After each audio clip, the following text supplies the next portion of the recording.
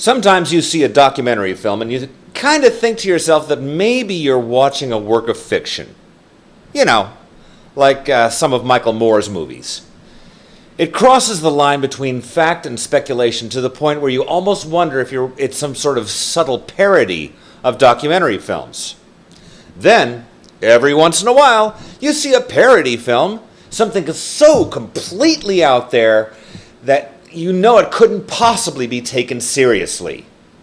And then, after a couple of years, suddenly, the jokes and the absurd exaggerations start coming true, making the outlandish parody more like a documentary. Here's your damn rant show, folks.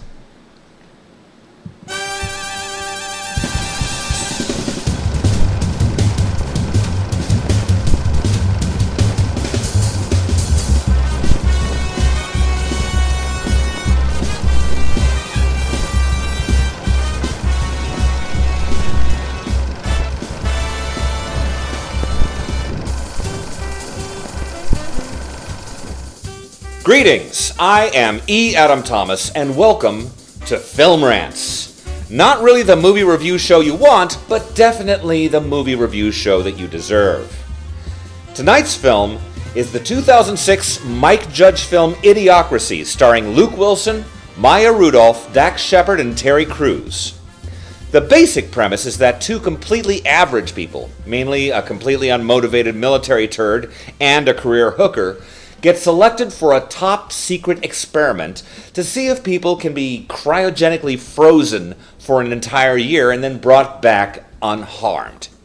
Unfortunately, shit happens, hijinks ensue, and they end up in stasis for 500 years, waking up to a world that looks sort of like a cross between Beavis and Butthead in South Park, put into a Roseanne sandwich, eaten by Hank Hill, washed down with a 12-pack of Billy beer, and pissed out of Steve-O's cock onto Britney Spears' back during a porno shot by Ron Jeremy on crystal meth in Apache Junction, beyond Thunderdome. These two human guinea pigs with an IQ of about 95 end up in an America where the highest IQ is about 4. They water their crops with Gatorade, justice is served in monster truck rallies, and major coffee chains have become happy ending stores. Mike Judge basically takes all of the most podunk elements of all of his shows and our society, condenses them into a super compressed subatomic mass, and vomits them onto the screen with a painfully acute dose of sarcasm and pan-reality. Now, this film was over the top in 2006 when Fox finally deigned to release it, fearing backlash from many of the current conglomerates the film so liberally lampoons. But the thing is, now the fucking film looks more like a slightly parodical documentary of modern life. Let's face it, we are liable to be electing Donald fucking Trump next year. Last time there was an election, the idea of Trump running for president was a late-night talk show punchline, and now we have an army of fucking dipshits seriously considering voting for this racist, misogynistic fuckstick. Kids of Middle Eastern descent are being arrested for building clocks. We've got Christian county clerks who've been married 3 times and cheated on their first 2 husbands with their third, refusing to give gay couples licenses because it's against their religion. A douchebag venture capitalist purchasing the rights to a drug that helps cancer and HIV sufferers and raising the price of the fucking pill from $13.50 to about $700 per fucking pill. And the nerds who've been whining like a fuckload of underfed puppies for 20 years now about wanting a Ghostbusters sequel are now getting one, and they're getting all pissy about the fact that the cast is gonna be female. Our entire society has rejected both the red pill and the blue pill and opted instead to overdose on the derp pill. This movie, absurdist comedy though it may well be, is sounding a badly needed red alert to anyone who harbors even the slightest hope that this species may actually have the brains to pull itself out of the abyss before hate and our own stupidity doom us forever. Look, I'm not saying Mike Judge is a sociological savant, necessarily, but the one thing that has always shown through in most of his humor is the way he pulls out stupidity that really exists in our society, whether it's in Beavis and Butthead or King of the Hill, and not only exposes why it's stupid, but also makes us care that it's stupid, because stupidity can be dangerous. Stupidity can hurt people. Stupidity can kill people. And stupidity combined with hubris can be catastrophic to a society. This is why I have absolutely no patience for ignorance and arrogance, especially when they're combined. Okay, so I understand I haven't really talked much about this film itself. I know. I'll say this. It is funny as hell. And it's not altogether bad from a technical standpoint either. In its own way, it's actually a somewhat better film than Woody Allen's Sleeper, but in all honesty, it's basically the same premise, taken to a somewhat more visceral extreme. The film craft itself is, at best, adequate. No huge mistakes, some awesome set design, and some mildly entertaining if kinda dated-looking visual effects.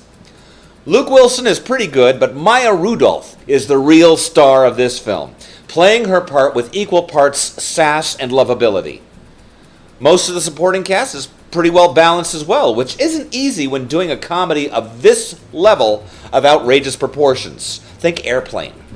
Nobody seemed to oversell the ludicrosity.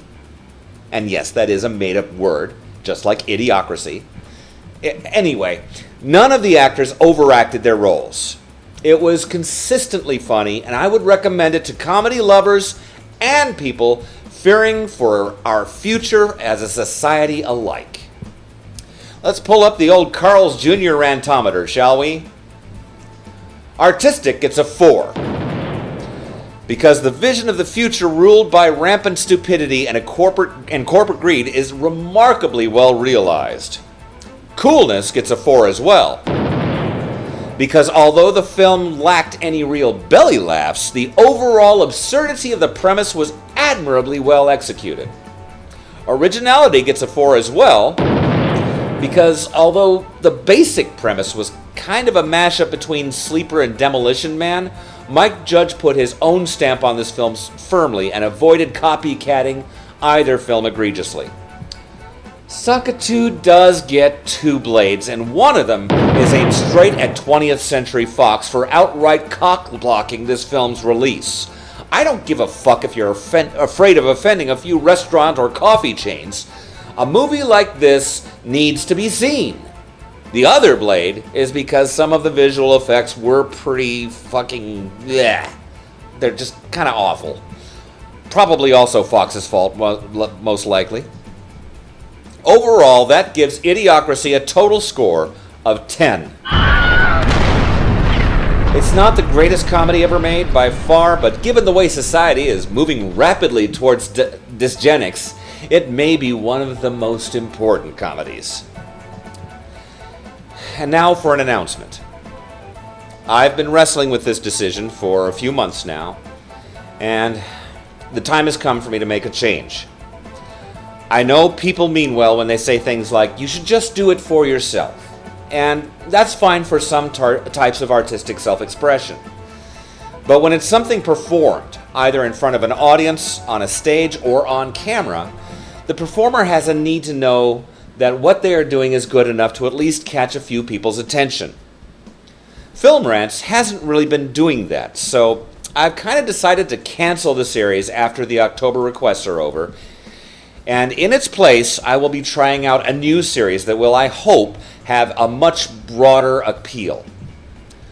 I realize I'm not getting rich or famous doing this. That's not really the point, although it would be nice, let's be honest. But it seems to me taking a broader approach with the show will net me a few more subscribers and, get it out there a little bit more, especially if the show is more current and topical. Therefore, I am proud to announce the December premiere of the Rantcast. Yes, I will still occasionally be reviewing films on the show using the Rantometer, as well as TV series and music, albums and stuff like that. But the show will be far more topical and of the moment.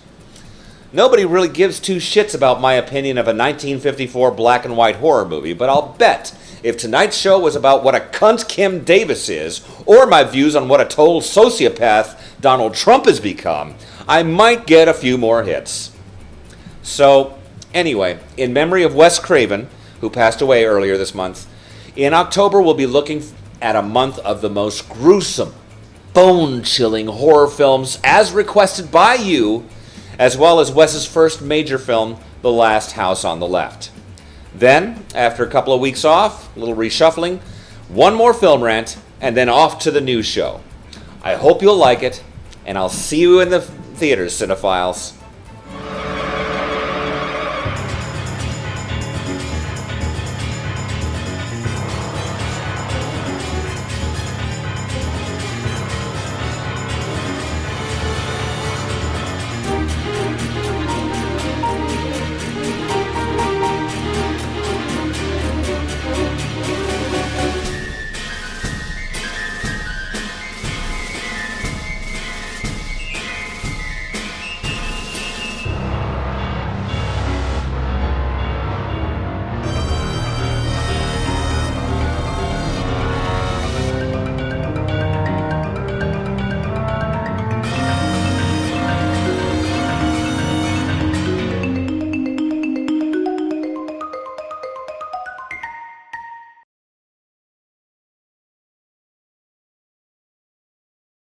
Angry Men Reviews. Many fucks said, no fucks given. Fuck 'em, kill 'em, and eat 'em, boys. Go ahead.